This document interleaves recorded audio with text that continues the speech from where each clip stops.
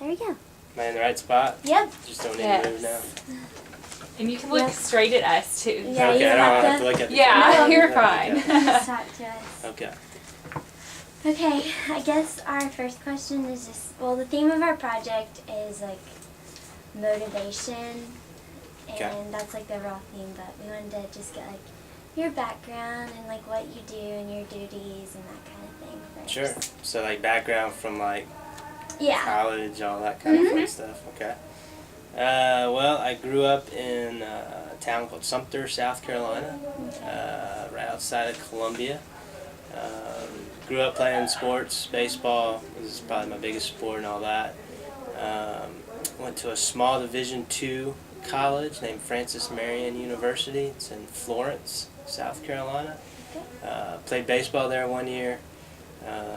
Decided that baseball wasn't going to be paying any bills for me down the road or anything like that, and finished out my second year there, got all my core courses out of the way, and then transferred to South Carolina, University of South Carolina, and that's where I ended up graduating from with a degree in sports administration.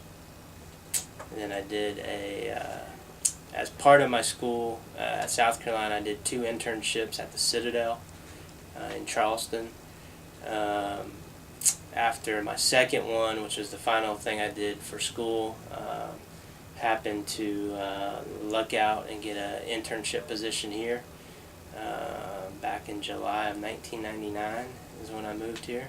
Okay. And I was an intern for 2 years, and then I guess I did, well enough to turn it into a full-time job. So they basically created a spot for me. And so I've been here Cool. ever since then. So it's been, I guess this is 13 years now. So this July it was 13 years. Huh, that's exciting. Yeah. So I'm kind of different in the fact that I did grow up in South Carolina. I call that home. I moved there when I was in first grade. Obviously went through college and all that. But all of my family's from Arkansas. So both my mom and my dad are from Arkansas. I have family outside of maybe 5 or 6 family members. All my family's here in Arkansas. So even as a little kid, I was always an Arkansas fan. Never. My aunt and uncle, I guess for away games in South Carolina, they used to always come out. They had their own plane. They'd fly out. We'd pick them up at the airport. We'd go to the game, take them back to the plane. They'd fly back. I'd sit in the Arkansas section with them. Christmases, Thanksgivings, we'd come back here. I'd go to games if there happened to be some. So yeah, I have pictures of me when I was probably 5 years old with Arkansas stuff on. So Okay, so then did you specifically look here for that internship? Did you want to come back to Arkansas, or No, did you apply a bunch of different places, or? no, really, I didn't necessarily apply a bunch of places. It was just at the time. It was really a timing thing, to be honest with you. There was a spot open, and I saw it through some of the advertising, that schools do for jobs and all that, and I applied for it. And actually, the only reason why I got an interview was my former boss happened to be traveling with the baseball team to South Carolina. And so I actually interviewed in South Carolina for the job. Okay. I met him at the hotel they were staying at, I guess, and talked to him for like 3 or 4 hours. We just sat down in the restaurant, little bar area, whatever, and just talked about everything. And that's kind of how I got the job. I really didn't know anybody up here. I mean, my aunt and uncle had some connections because they were boosters and all that, big boosters, but I didn't really know anybody or anything like that. It just kind of happened. So What it do they was in think the right about place, you right being time. a Gamecock? They don't mind it. They don't mind it. I obviously, in those games, if I'm watching them, I have a lot of generic red shirts that I wear a lot of times. So, The yeah, colors but, are close. yeah, but the one thing is, I always tell those people South Carolina's not signing my paychecks right now, so Yeah. it's kind of hard to bite the hand that feeds you, so to speak. So. Yeah. Okay, what are your day-to-day duties with like the Razorbacks and the marketing and stuff? Sure. Well, our office handles multiple things. We have a lot of hats on. Obviously, our main job is marketing and promoting the Razorbacks, all 19 men's and women's sports, as well as just growing the brand itself and making awareness and all that. We are in charge of what's considered game entertainment, kind of. Okay. So basically, what that is the fan experience outside of the game itself. So what's going on the fields, on the courts, outside of the game, around the game, the kind of pageantry of it and all that. What goes on the video boards. Obviously, we work with the band and then the spirit squads and Tuss the mascot, all those groups, and kind of run the show, so to speak, of everything that goes on during game day. That's obviously, I guess, one of our main duties.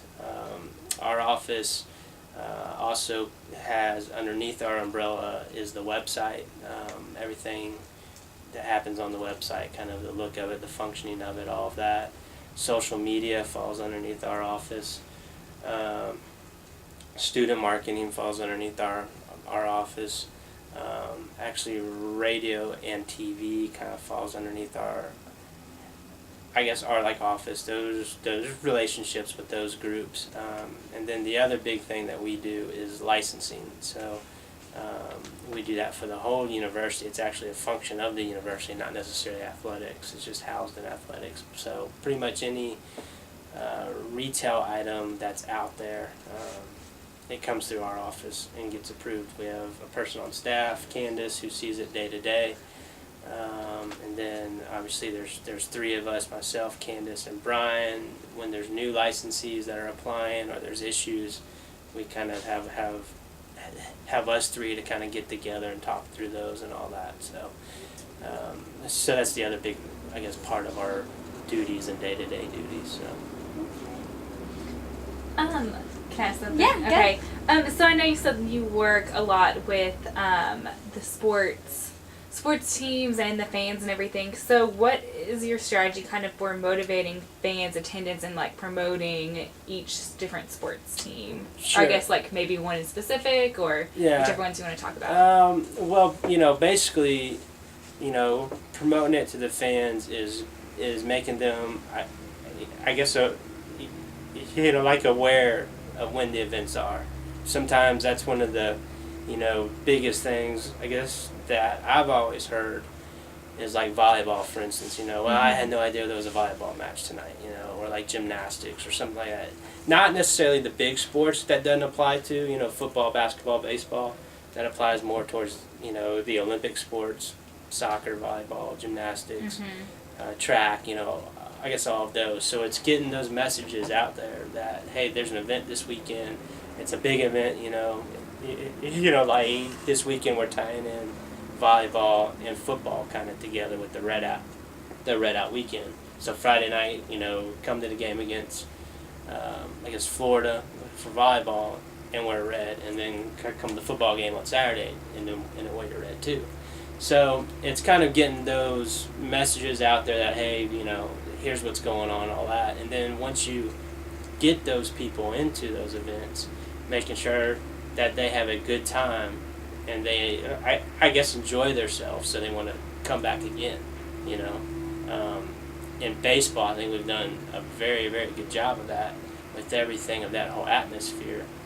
And that's why we have such a huge following with baseball, because people enjoy just coming to the game. It's become kind of an event in itself outside of just the baseball game, you know what I mean? It's kind of its own little event now to come and enjoy it. It's almost like tailgating the football, Tailgating and the football game are almost two separate things. There's a lot of people that just come for the tailgating event and not necessarily don't even go into the football game, So, baseball, we've kind of built that somewhat a little bit with baseball, I think. And it's, you're getting them to get there in the seats, have fun, and that means they'll come back and spend, you know, more money buying tickets, because that's ultimately our revenue stream is ticket sales. So. I think my next question is the fact like that you played baseball and stuff. Do you think that kind of gave you a passion for like doing marketing with sports and like why you like it so much? Yeah, I mean, obviously it helps, you know. I guess any time that you enjoy doing what you're doing is going to help, you know. If I was out, you know, I guess if I was out working on this construction crew right here, I'd be miserable probably, you know, and I wouldn't enjoy that. But, you know, I guess being athletic myself and playing sports growing up, you know, and then like especially baseball because that was my main sport I played. Yeah. I enjoy working baseball games and running those and all that, and being around it. So that obviously helps, you know. Obviously helps. Is there anything that you don't like about your job or that you find like really challenging to deal with?